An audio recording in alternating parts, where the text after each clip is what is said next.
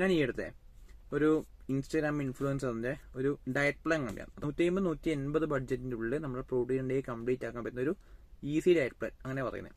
അപ്പൊ അതിൻ്റെ ഉള്ളിൽ മുട്ടയുണ്ട്. മുട്ട ഓക്കെ, എന്താണ് ലോ ബഡ്ജറ്റ് ആണ്, ചെറിയ പൈസയേ ഉള്ളൂ.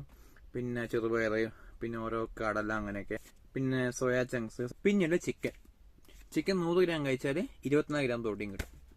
പക്ഷെ ചിക്കൻ എങ്ങനെ ലോ ബഡ്ജറ്റ് ആവുക? ചിക്കൻ ഓൾമോസ്റ്റ് 150 ആ റേഞ്ച് ഒറ്റ കിലോയ്ക്ക് വരുന്നില്ലേ? അപ്പൊ ഈ ചങ്ങ അതിന് ഒരു വഴി പറഞ്ഞത്, അതായത് 1 കിലോ ബോൺലെസ് ചിക്കൻ വാങ്ങുക. അതിനെത്രയാണ്? ഓൾമോസ്റ്റ് 300 രൂപ ആവുക. എന്നിട്ട് അത് ഫ്രിഡ്ജിൽ എടുത്ത് വെച്ചിട്ട് ഓരോ ദിവസം 100 ഗ്രാം വീതം കഴിക്കുക. അങ്ങനെ ആകുമ്പോൾ 100 ഗ്രാമിന് 30 രൂപ ആവുക.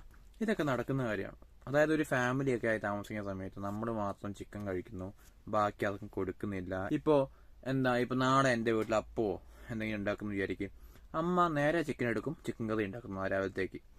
അങ്ങനെയാണ് ഫാമിലി ആകുമ്പോൾ. അങ്ങനെയാണ് ഒറ്റയ്ക്ക് താമസിക്കുന്ന ഒരാൾക്ക്